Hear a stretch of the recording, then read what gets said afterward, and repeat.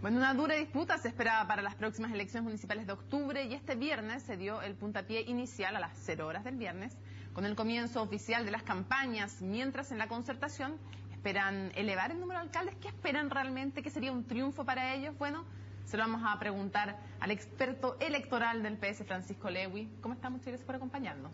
Buenas noches, Mónica. Buenas noches, a ver. ¿Cuál es el número que van a mirar para decir ganamos o perdimos? No, vamos a mirar todos los números. Ya, pero el indicador más grueso, ¿los concejales? Vamos a mirar los números en alcaldes, en concejales, el número de votos en ambos casos. Nosotros esperamos que podamos derrotar a la derecha en estos 4 ítems. A ver, número de concejales, número de alcaldes. Votos en alcaldes y votos en concejales. Porque en cantidad de porcentaje de votos en alcaldes perdieron la vez pasada. Fue la primera vez que la concertación perdió una elección ante la alianza. Así es. Y ahora ustedes esperan que las 2 listas sumadas de la concertación puedan superar a la alianza. Por cierto, nosotros tenemos que sumar a la oposición para poder hacer la comparación con el gobierno, porque así fue la vez anterior. Ahora, hay una disputa interna ahí también, porque van divididos en 2 listas. ¿Qué tan importante es si la lista de la DC y el Partido Socialista o la lista PPD, Radicales Comunistas, saca más votos? ¿Qué tan relevante es esa comparación? Yo creo que en las circunstancias actuales esa comparación no es tan relevante. Va a haber gente que la va a relevar, por cierto, porque cada uno mira la realidad como le parece. Pero entendiendo que el proceso político que viene después es la presidencial, y entendiendo que todos hemos acordado hacer una primaria para esa presidencial y elegir un solo abanderado, naturalmente lo que vamos a tener que sumar para los análisis políticos y electorales posteriores es lo que sumen las 2 listas. Pero si el pacto PR, PPD, PC sacara más votos que PS, DC, o a la inversa, uno no podría entender que para el programa del próximo gobierno, de la concertación, o de un futuro gobierno que quisiera llegar a la moneda, eso sería relevante, que se estaría jugando también qué plataforma programática va a imponerse, al menos en la opinión pública, si es que uno de los 2 bloques tiene de manera importante, me refiero a un 1%, pero si tiene de manera importante más votos que el otro. Sí, yo creo que en general hay que tener cuidado con proyectar situaciones que no dicen relación con lo otro, digamos, proyectarlas mecánicamente. Yo, si me pongo en la hipótesis que usted plantea, que es decir, mire, el segmento PPD, PR, PC saca más votos, no sé, en alcaldes, concejales, habría que ver, pero imaginémonos que en alguno de ellos eso tiene una incidencia en el tema programático. A mí me parece que no, porque nosotros hemos concordado entre todos los que estamos compitiendo en 2 listas hoy día, que para definir el abanderado y determinar cuál es el programa con el cual vamos a enfrentar a la derecha en la próxima elección presidencial, lo vamos a hacer en una primaria. Entonces, es en esa primaria donde vamos a tener que establecer no solo la correlación de fuerzas en términos de los propios candidatos, sino que establecer las bases programáticas. Y será la propia gente que vaya a esa primaria la que apoyará al candidato A con el programa A y al candidato B con el programa B. Y si gana el candidato A con el programa A, ese... Claro, pero la lista PPD Radical Comunista, de hecho, en un fin de semana más, va a presentar una propuesta programática que incluye asamblea constituyente, incluye una serie de temas en los que no necesariamente la democracia cristiana y el Partido Socialista están de acuerdo. Entonces, la pregunta es, si ellos llegaran a ganar, ¿no tienen mayor fuerza para decir, ojo, la gente votó en las municipales por este programa que le estábamos presentando nosotros? Lo que pasa es que eso no está en juego hoy día. En la elección municipal no está en juego cuál es el programa que el futuro gobierno debe implementar. Lo que está en juego es quiénes gobiernan en las comunas. Entonces, yo por eso soy insistente cuando me preguntan sobre estos puntos. Uno lo que tiene que hacer es trabajar políticamente para el periodo político que tiene al frente. No empezar a hacer cosas que tengan que ver ya con los medianos o largos plazos. Lo que hoy día se está decidiendo a nivel comunal son los quienes van a dirigir, los liderazgos que van a dirigir los municipios en Chile y los programas que se van a aplicar a nivel municipal. A nivel municipal, en Chile hoy día las preocupaciones de la gente son 2, 3, va a ser más preciso. Delincuencia, porque este gobierno no ha hecho nada en eso. Prometió que no iba a haber nunca más puertas giratorias, no sé qué más, no ha hecho nada. Delincuencia, salud y educación. Esas son las 3 preocupaciones. Vamos a preguntar específicamente... Naturalmente, es el gobierno próximo, tiene que tener un programa en esas 3 áreas también. Okay, vamos a preguntarle después de algunas comunas específicas, pero antes me llamó la atención lo que usted dijo. Decía, en las primarias de la concertación, las da por hecho, cada candidato va a presentar su programa y el programa que prevalezca por el candidato que prevalezca será el que se imponga. Yo tenía entendido, y lo que le había escuchado a muchos dirigentes de la Concertación, es que el candidato que fuera de la Concertación tenía que adherir a un programa, no al revés. Lo que pasa es que uno puede interpretar las cosas o tener aspiraciones, las aspiraciones que quiera, digamos. Pero si hay 4 candidatos, imaginémonos Michelle Bachelet, José Antonio Gómez, etcétera, los Velasco, cada uno de ellos para poder competir en una primaria no se va a parar frente al electorado concertacionista diciendo, mire, yo soy, no sé, alto, soy bajo, soy inteligente, no. Se va a presentar a competir diciendo, yo voy a hacer en el próximo gobierno estas cosas. Va a tener un programa. La probabilidad que las coincidencias de los distintos candidatos que compiten en el programa, o en el programa final, sea muy alta, porque en Chile no es tan difícil, ni hay que ser demasiado inteligente para poder determinar qué es lo que hay que hacer.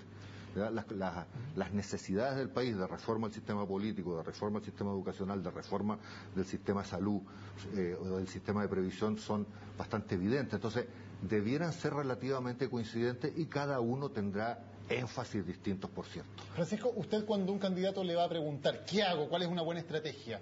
Una de sus primeras recomendaciones es póngase una foto junto a Michelle Bachelet.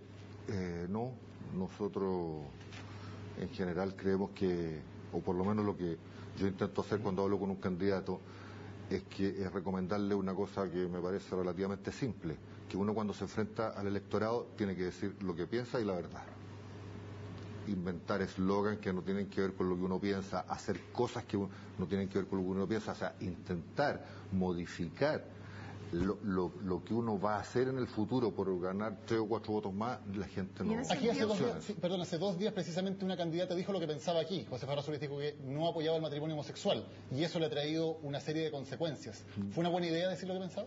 Yo, por la información que tengo, yo no tengo el gusto de conocerla personalmente, pero de la información que yo manejo de las declaraciones previas de ella y de sus planteamientos más programáticos, ella no tiene dificultad en ese tema. Yo la verdad es que no sé por qué declaró eso. Lo atribuyo en general a la tensión que sufren los candidatos nuevos en este tipo de procesos. ¿Dijo algo que no pensaba? No sé si dijo algo que no pensaba porque no me consta, pero me imagino. Yo por lo menos de la información que manejo es que ella es una persona bastante abierta, plural, y me extraña la declaración que hizo, para ser franco. Entiendo que la explicó además. O sea, la explicó en varios sentidos. La explicó y no sé qué tanto la explicó porque la explicó primero en una forma y después en otra, pero en fin. ¿Cómo ve usted la competencia en Providencia y luego cómo ve la competencia en Santiago? Yo creo que en ambas comunas los actuales alcaldes de la UDI han demostrado que están perdidos. Uno porque recurrió a un artificio para presentarse en la moneda y decirle al país que había recibido un premio de no sé qué rey, cuando eso es falso, y otro que despertó a la mitad de la comuna de Santiago anoche con fuegos artificiales y además intentó echarle la culpa a la intendencia por ese hecho, digamos. Cuando los candidatos, sobre todo los que son alcaldes, hacen ese tipo de gestos públicos, significa que están perdidos. Por lo tanto, entendemos que si en Santiago y en Providencia ganan finalmente los candidatos de la Alianza, sería una derrota importante e inesperada para la Concertación. Sería una derrota para la Concertación, eso es evidente. ¿Y es una derrota para la figura de la presidenta Bachelet si sus exministras, Carolina Toá en Santiago y Soledad Barriga en Puente Alto, no pudieran ganar?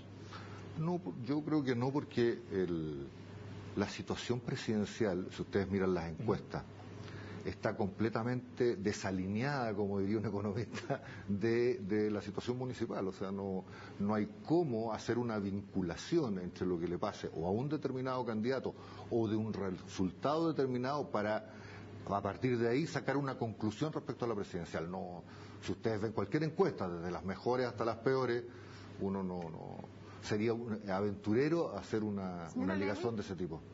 Si no es Michelle Bachelet electoralmente, no programáticamente, pero electoralmente, si no es Michelle Bachelet, ¿coincide usted en que electoralmente el mejor candidato para la oposición sería Marco Enríquez Ominami? Bueno, las encuestas dicen eso. Lo que hay que ver es si él va a ser candidato opositor. Sí, pero ¿usted le cree a las encuestas efectivamente que es el más competitivo después de Michelle Bachelet? Es probable. Yo entiendo que lo que salió hoy día fue la encuesta UDD, digamos, que es una encuesta telefónica que tiene sus problemas. Pero eso lo vamos a resolver en una primaria. Me imagino que si Marcos participa en la primaria opositora, y Bachelet no está y es él el que gana, nosotros todos estaremos detrás de él, digamos. ¿Y usted cree que él está dispuesto a participar en esa primaria solo si no está Michelle Bachelet, o en cualquier caso cree que estaría dispuesto? No, yo creo que él está solo dispuesto a participar en una primaria de la oposición si es que no va Michelle Bachelet. ¿Por qué? Porque va a perder. Este va a ser operativamente el día de las elecciones municipales, un día muy distinto por el tema del voto voluntario, porque hay una serie de cambios en cómo funcionan las mesas, en fin, también porque es la primera vez que un gobierno de la Alianza va a estar a cargo de la entrega de esta información. ¿Ustedes tienen alguna preocupación sobre lo que puede ocurrir ese día en términos de la entrega de la información? Sí, nosotros le tenemos un cierto temor al hecho de que se puedan manejar los tiempos de entrega de información.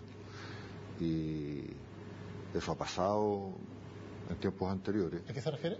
Hay que se retrasan los cómputos, la entrega de cómputos formales. ¿Pero está comparando con la dictadura? Estoy comparando con la dictadura. Ya, pero en un gobierno democrático. Y eso está avalado por los últimos hechos, porque ustedes comprenden que cuando ha pasado lo que ha pasado con el censo, que los más expertos en este tema dicen que el censo tuvo problemas no es la cantidad de gente que se censó en el país la que se dice. Hay un especialista que trabajaba antes en la línea que dice que el actual censo tiene por lo menos un error del 25%. O lo que pasó en la CACEN, que ya eso ya es un escándalo mundial, digamos, donde se dice que la pobreza bajó en tanto, no sabemos el error. Después se descubre que en realidad el gobierno pidió que se ingresara una pregunta adicional para modificar el resultado. Después se dice que se hizo un pretest para hacer la encuesta casera y resulta que nadie sabe ¿Y qué tiene en concreto usted para el día de la elección? Lo que yo temo para el día de la elección es que frente a eventuales resultados adversos se retrasen en la entrega de información en esos casos particulares. ¿Para qué? Para lograr o mantener la expectativa hasta el final, digamos. Sí, pero es que, ¿sabe lo que pasa? Lo que yo no entiendo en lo que usted nos explica es... Usted está citando casos que serían en el fondo de errores del gobierno. Otra cosa es retrasar deliberadamente la entrega de información. No, yo no estoy hablando de errores del gobierno. O sea, estoy hablando de errores del gobierno, como usted bien dice, pero son todos intencionados. O sea, cuando un gobierno dice que la pobreza bajó en 0,7 y no quiere entregar el error, eso, o sea, está engañando a la población. Eso es lo que está haciendo. Sí, lo que quiero entender es si usted está diciendo que van a retrasar la entrega de información porque no van a ser capaces de computarla o porque efectivamente van a tener un objetivo. No, la estructura del ministerio, me imagino que no habrán desmantelado la estructura del Ministerio del Interior que se dedica a estas cosas. Digo, si la desmantelaron, por cierto que vamos a tener un problema operativo grave, pero si no la han desmantelado, lo que yo por lo menos temo es que se produzca retraso de la información oficial en aquellos lugares donde la alianza va a perder. De seguro que si estuviera escuchándolo un ministro del gobierno diría que es grave lo que está haciendo usted en términos de poner un manto de dudas sobre algo que siempre ha sido confiable en Chile, que es la entrega de los resultados electorales. Bueno, que respondería. la CACEN es absolutamente fue confiable hasta ahora. Usted decía que el gobierno había engañado en casos como la encuesta CACEN. ¿Teme que también intente engañar el día de las elecciones? O sea, lo que menos se puede decir es que manipuló la información pública para presentar un resultado al país.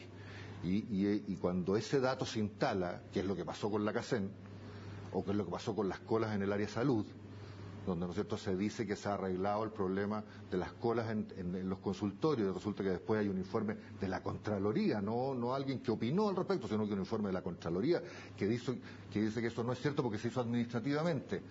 Cuando se empiezan a juntar ese tipo de hechos de un gobierno que en definitiva presenta la información a la ciudadanía de una manera tal que lo beneficie, uno tiene naturalmente una cierta duda de cómo se pueden entregar los resultados. Francisco Lewy, muchísimas gracias por habernos acompañado en CNN Chile. Gracias a ustedes.